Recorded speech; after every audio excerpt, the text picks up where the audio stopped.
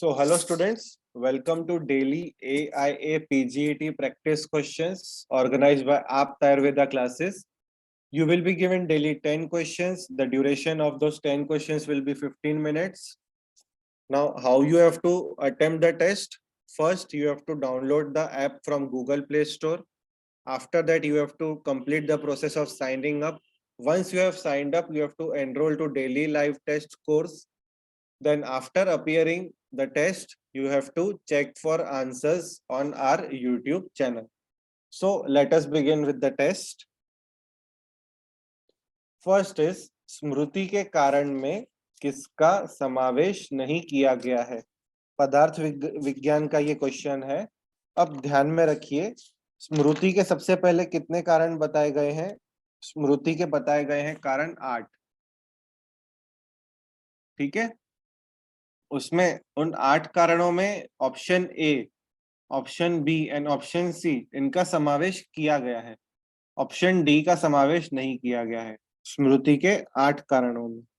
ठीक है, अब ये इन 3 के अलावा बाकी 5 कारण कौन से हैं, चलिए वो देखते हैं। सबसे पहले है निमित्त, इसके बाद है रूप ग्रहण, इसके बाद है अभ्यास,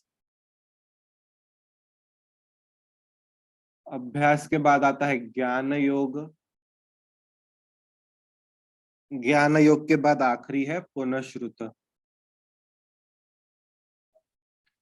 यहाँ ये 5 और ये 3 कुल मिला के हो गए स्मृति के 8 कारण। ठीक है, तो इनमें समान धर्म नहीं आता है, इसलिए last option is correct. Next देखो, सूची 1 को सूची 2 के साथ सुमेलित कर सही विकल्प का चयन करें। संस्कृत का ये क्वेश्चन है। सूची 1 में सारे लकार के नाम दिए हुए हैं और सूची 2 में उनके काल दिए हुए हैं। तो सबसे पहले देखो लट लकार है। लट लकार में वर्तमान काल रहता है, यहाँ पे नोट करके रखो। लट लकार के लिए वर्तमान काल रहता है। लोट के लिए आज्ञा काल रहता है। लंग के लिए भूतकाल रहता है और लुट लकार के लिए भविष्य काल रहता है। तो एक दूसरे के सामने ही है यहाँ पर। तो आंसर क्या रहेगा, option A, A1 B2 C3 D4। Students question ऐसे भी आ सकता है, एग्जाम में कंफ्यूज मत होइएगा कि एक के सामने एक कैसे दिया हुआ है। ऐसे क्वेश्चंस आए हैं पास्ट में, इसलिए मैंने आपको यहाँ पर ये क्वेश्चन इंक्लूड किया है कि आपको इसकी भी आदत रहनी चाहिए कि आंसर एक दूसरे के सामने भी रह सकता है इसमें। ठीक है, तो option A is correct here. अब नेक्स्ट देखो, सुश्रुत अनुसार चक्षुष्यम मधु के किस जाति का गुण धर्म है। सुश्रुत ने मधु की 8 जातियां बताई है। ठीक है, उसमें से चक्षुष्य जो कहा गया है ना, ये आर्घ्य के बारे में कहा गया है। आर्घ्य मधु की जाति है, इसके बारे में कहा गया है। पैतृक के बारे में कहा गया है कि वह वात रक्त पित्त को क्या करता है, बढ़ाता है और छेदन करता है। यह पैतृक मधु के बारे में कहा गया है। भ्रामर के बारे में कहा गया है कि वह पैच्छिल्य उत्पन्न करता है और गुरु रहता है। ठीक है, माक्षिक के बारे में कहा गया है कि श्वास और कास रोगों में वह उपयुक्त होता है। श्वास कास रोग में प्रयोग। ठीक है, और चक्षुष्य आर्घ्य के बारे में कहा गया है, तो इसलिए option D is correct. Sushrut ने 8 बताई है, चरक ने मधु की 4 जातियां बताई है।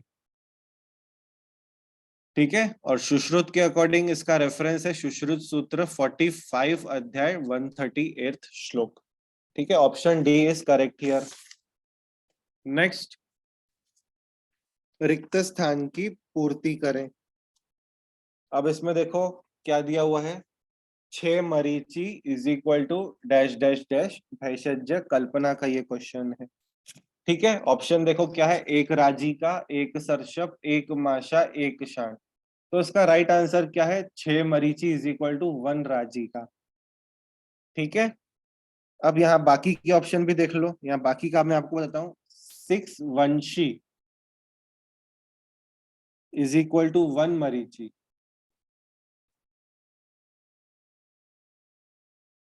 नेक्स्ट 6 मरीची is equal to 1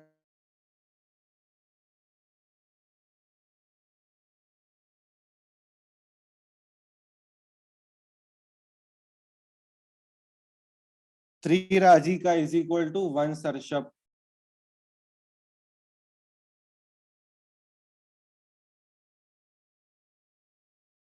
just a second.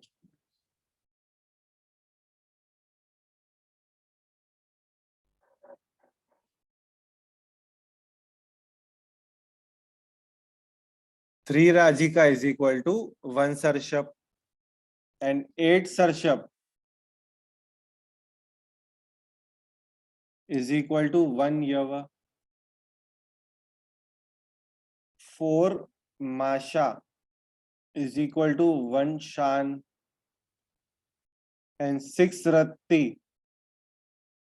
is equal to 1 masha।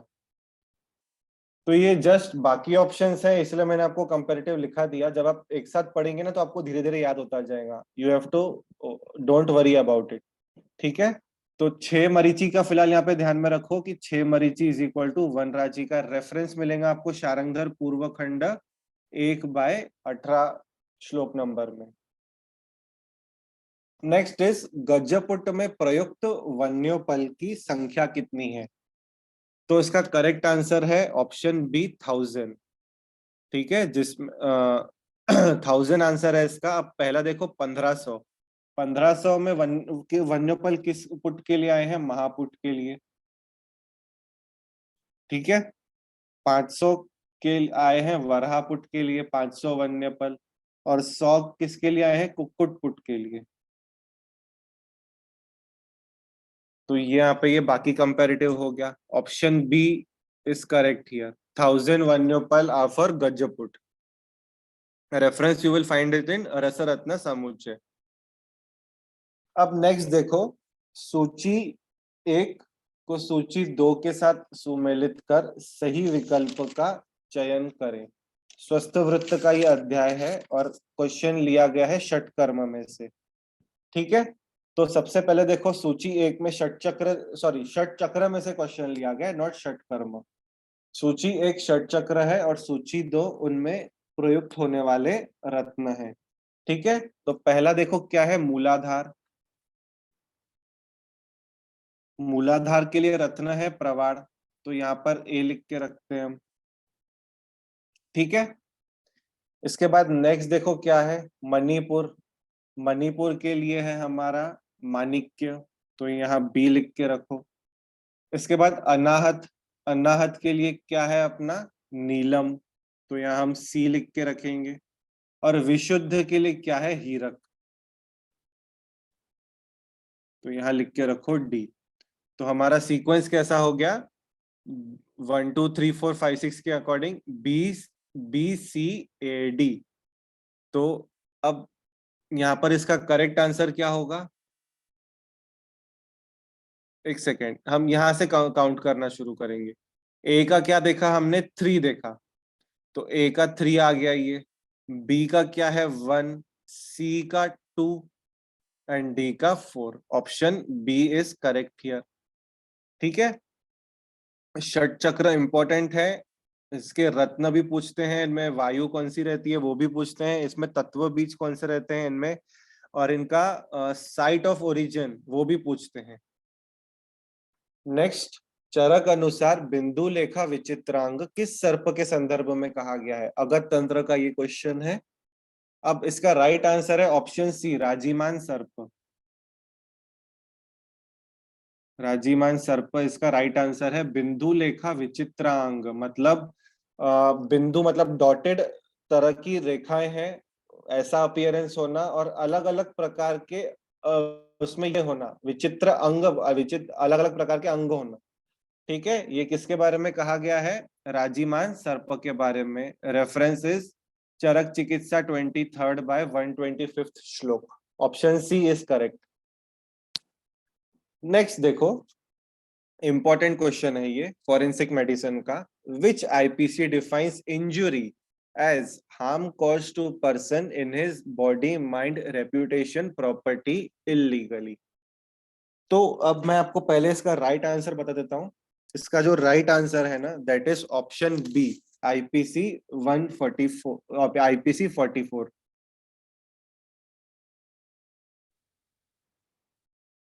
This is the correct answer. This is Indian penal code. उसमें अलग अलग प्रकार के सेक्शंस दिए हुए हैं, तो इसमें सेक्शन 44 किसको डिफाइन करता है? इंजुरी को डिफाइन करता है।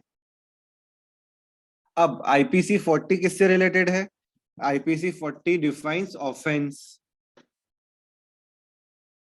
ऑफेंस का मीनिंग क्या होता है? गुनाह। तो इट डिफाइंस ऑफेंस। आईपीसी 82, 82 किसके लिए कहा गया है? कि अगर कोई चाइल्ड 7 साल से छोटा रहा, means less than 7 year child enable to perform crime, उसके लिए आईपीसी आता है 82। ठीक है। इसके बाद आईपीसी 90 क्या कहता है?